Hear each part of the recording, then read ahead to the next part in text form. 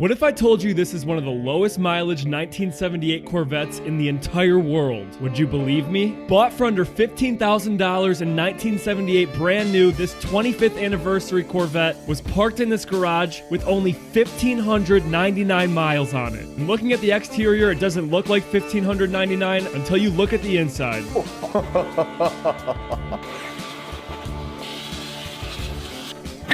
Wow, sealed still from the factory. Wow. This is like brand new.